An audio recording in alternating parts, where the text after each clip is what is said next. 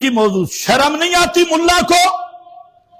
لاکھوں کی تعداد میں مولوی ہے، فرقہ واریت سے ہٹ کے بات کر رہا ہوں، دیوبندیوں کے دیکھو، ایک کھڑا ہو کہتے 25 لاکھ علماء کا استاد، دوسرا کھڑا ہو 30 لاکھ علماء کا استاد، چوتھا کھڑا ہو 1 کروڑ علماء کا استاد، پانچواں کھڑا ہو پوری دنیا کا شیخ الاسلام، چھٹا کھڑا ہو ساری دنیا۔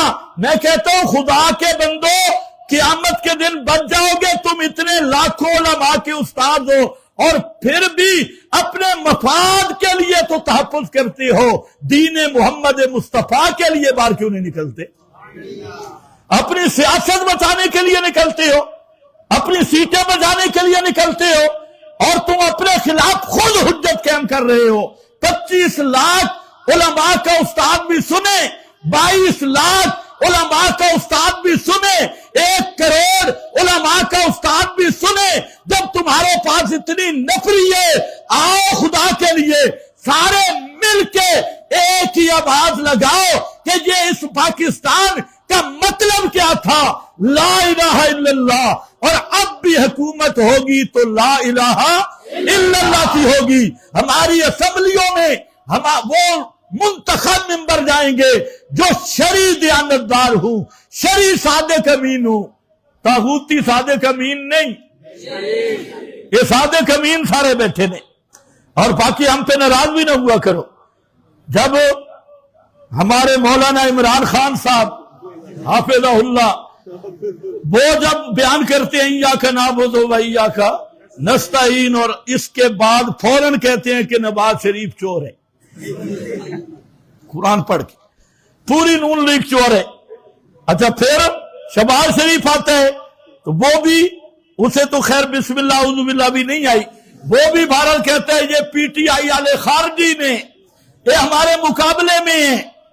تو اسی طرح تم ان پہ، وہ تم پہ جتنی تم، اور بلاول بھٹو تو زندہ باد حافظہ اللہ، ابھی تک نہیں پتا چلا وہ بھٹو ہے یا زرداری ہے، مرد ہے یا زنانی ہے، اب تک نہیں پتا چلا۔ وہ بھٹو صاحب زندہ باد، ایک دوسرے پہ تنقید کرتے ہو، پچا لیتے ہو، اور یہاں ممبر پہ تھوڑی سی ہم بات کریں تو چی شروع ہو جاتی ہے۔ کیوں؟ ہمارا جمہوری حق نہیں ہے؟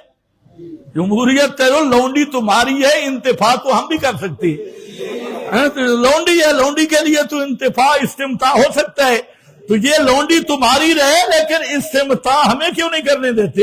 یہ جمہوریت تمہاری لونڈی ہے، تو جب لونڈی ہے تو ہمارا حق ہے استمتاع کرنا اس لونڈی سے، اس لیے پریشان ہونے کی ضرورت نہیں۔ اور جو ہمیں ڈراتے ہو جیل ہوگی، ہتھکڑیاں ہوں گی، فلاں، میں کہتا ہوں خدا کی قسم مولوی اگر جیل میں چلا بھی جائے نا، اس نے مدرسے میں بھی دال کھانی ہے